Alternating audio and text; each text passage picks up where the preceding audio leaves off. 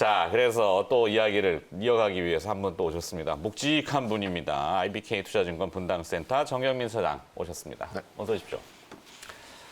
자, 뭐 이겨가자면은 결국에는 똑같은 이야기가 되지만, 네, 저의 이제 일발장전. 프로듀서가 최마의 일발장전으로 이렇게 명을 지으셨고, 네. 네, 총을 꺼내야 되나 어디서? 네. 하여튼 뭐 북쪽스럽네요. 타이틀은 이렇습니다. 네. IT의 변혁이죠. 변화와 혁신을 얘기하는 겁니다. 어제 이제 큰 틀들이 보였고 거기에 따라서 기업들이 움직이기 시작했단 말이죠. 네. 색깔도 좀 변화되고 있는데 앞서 이제 김영 매니저가 쭉 얘기해 주셨지만 뭐 BH, DKT, MPI 이런 케이블 용어들은 어렵습니다만 많이 변하고 있다는 거. 정경민 차장도 느끼고 있는 부분이 있죠. 네. 뭐를 느끼셨습니까? 제가 사실 이제 오늘 이렇게 준비하라해도 좀 준비한. 네, 오늘 막 겹쳐가지고 예. 그냥 근데 다 지금 뭐라고 시장이 그만큼 이제 선도적으로 움직였었던 종목들이 좀 피로감을 느끼는 거예요. 그러니까 이제 새롭게 움직이는 쪽이 이제 뭐 5G 쪽이 나오고 거기에 뭐 퀄컴 뭐 이런 이슈가 좀 나오다 보니까 어제 뭐 정말 성장성이 떨어질 대로 떨어졌던 이제 PCB 쪽 종목들이 이제 일발장전 발사까지 하는. 그러니까 코로나19 때문에 사실 스마트폰 판매가 좀 부진했었는데 그러면 이제 들어가는 부품 업체들이 대부분 이제 PCB, 그렇죠. SOPCB, 뭐 폴더블 폰 이것도 확 들어가 버려가지고. 그러니까 제가 오죽했으면 소부장에서 불 빼자 그랬잖아요. 잠시는 좀 불을 빼자 이렇게 좀 네. 말씀을 좀 드렸었는데 이제 PCB가 사실 PCB는 전기로 움직이는 모든 것에 다 들어가는 이제 그런 그렇죠.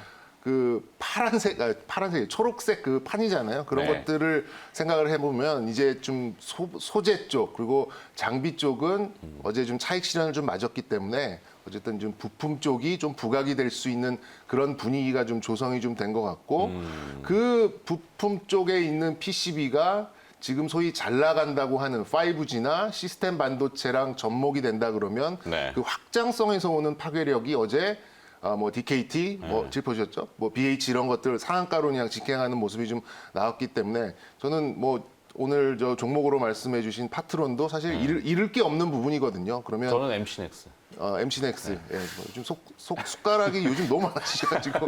근데 MC넥스의 경인양행도 하나 올려보려고. 경인양행 좀 더 지켜봐야 되지 않을까요? 경인양행. 뭐 하여튼 재료들이 막 그래서 등장해가지고. 결론적으로는 부품주들이 좀 될 수 있는 그런 시기이고 소재와 그리고 부품. 이게 한두 종목이 뭐 예를 들어서 BH랑 DKT만 어제 상한가 땅 가고 말았다면은 뭐 하루 이틀짜리 이슈로 이제 퀄컴 이슈로 이제 올라갔다라고 좀 볼 수는 있겠지만 관련된 종목들이 다 움직였단 말이죠. 그렇게 그렇죠. 보면은 역시 이제 빨리 가려면 혼자 가지만 멀리 가려면 여럿이 이제 움직였고 거기에 이제 더해져서 이제 뭐 저는 가장 눈에 띄었던 게 대덕전자였거든요. 대덕전자. 그 정말 제가 가장 좋아하는 공시가 시설 투자 공시입니다. 그러니까 맞아요. 우리가 다 알 수가 없잖아요. 이제 뭐 그 대표이사 뭐 이런 직접적으로 회사 내부 사람과 그러니까 친밀을 하더라도 알 수가 없는 그런 부분인데, 우리가 지금 되는 사업, 그러니까 소위 말해서 시장에서 가장 관심이 많은 그런 시스템 반도체 쪽에다가 투자를 하기 위해서 900억을 썼고, 그게 이제 어느 정도 좀 가시화되는 이제 그런 그림이 좀 그려졌기 때문에 저는 어제 상한가로 좀 단기적인 그런 가격 부담은 좀 있을 수는 있겠습니다만 저는 당분간 PCB 쪽은 좀 중단기적으로 매매하시는 분들한테는 상당히 좋은 매매거리가 될 수 있겠다라는 생각이 들고 개인적으로는 대덕전자를 좀 지속적으로 좀 지켜보고 싶습니다. 기업들이 이제 막 등장하잖아요. 어제 이제 가격 제한 폭으로 올라가거나 또 뜨거웠던 기업들을 이제 리스트로 딱 정리해 보면은 코롱 머티리얼스가 있고 대덕전자, 그다음에 우주 일렉트로닉, 디바이스 ENG, 위세 하이텍, 그다음에 5G 통신 쪽은 오이솔루션, 다산 네트워크, 와이솔. 저건 제가 정리한 겁니다. 근데 이 중에 이제 물론 내용이 다 똑같지는 않아요. 뭐 코롱 머티리얼스 같은 경우는 이제 앞서 말씀드린 MPI 때문에 PI 소재로 아마 부각이 된 것 같고 대덕전자는 정경민 팀장이 얘기하신 그 부분이 있고 우주 일렉트로닉이 왜 움직이는지 사람들이 잘 몰라요. 근데 아까 김영 매니저가 준비했던 화면이 있잖아요. 모뎀 칩하고 안테나하고 연결하는 케이블. 그 중간에 커넥터가 들어가요. 커넥터.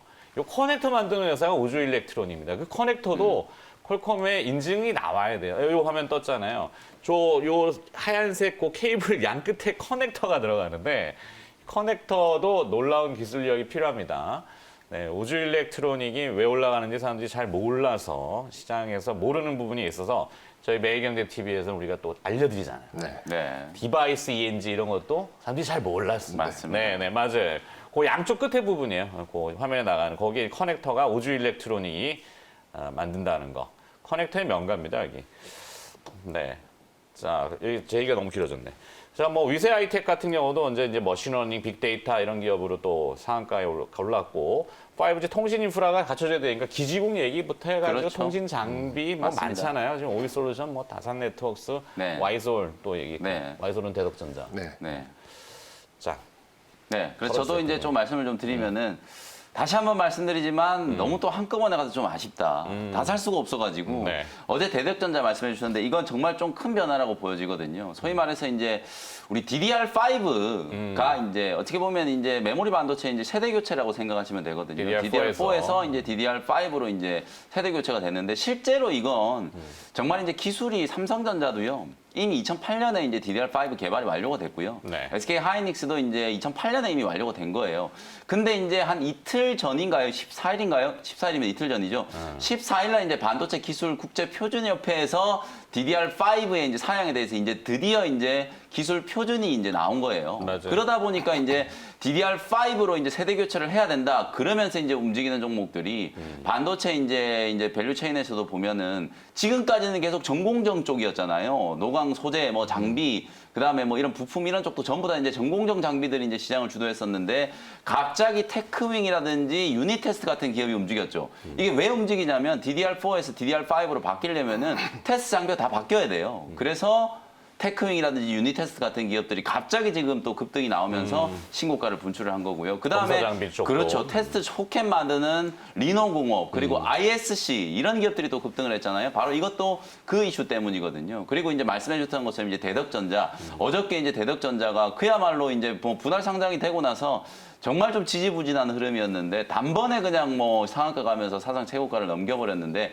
이것 또한 이제 어떤 이슈냐면 결국은 이게 이제 PCB가 말 그대로 우리가 모든 IT 제품에 들어가는 그야말로 이제 기판이거든요. 근데 이 기판이 우리가 아까도 제가 이게 스마트폰 이슈가 아니고 5G 이슈다 뭐 이런 얘기를 말씀드리면서 수정을 해드렸던 게 뭐냐면 결국 이 PCB가 이제 스마트폰에 들어가는 PCB 때문에 어저께 대덕전자라든지 심텍이라든지 이런 기업들이 급등을 한 게 아니고 반도체에 들어가는 PCB거든요. 이게 반도체에 들어가는 기판용 이제 PCB이기 때문에 그 PCB에 대한 특히나 이제 메모리 반도체가 아닌 차세대 이제 시스템 반도체 쪽으로 900억이라는 이제 자금을 이제 투자를 한다라고 하니까 이것도 역시나 요즘에 이제 잘 나가는 시스템 반도체 쪽으로 이제 트렌드가 엮이면서 대덕전자가 상한가를 갔고요. 심텍이라는 기업도 뭐 동반해서 또 급등을 했고 코리아 서킷도 어제 급등했잖아요. 그렇죠. 코리아 서킷도 바로 반도체용 PCB를 만드는 기업이기 때문에 올라간 거거든요. 왜냐하면 이녹스 첨단 소재라든지 인터플렉스가 못 올라간 이유가 어저께는 이제 스마트폰에 들어가는 기판보다는 반도체용 이제 기판 쪽이 이슈였기 때문에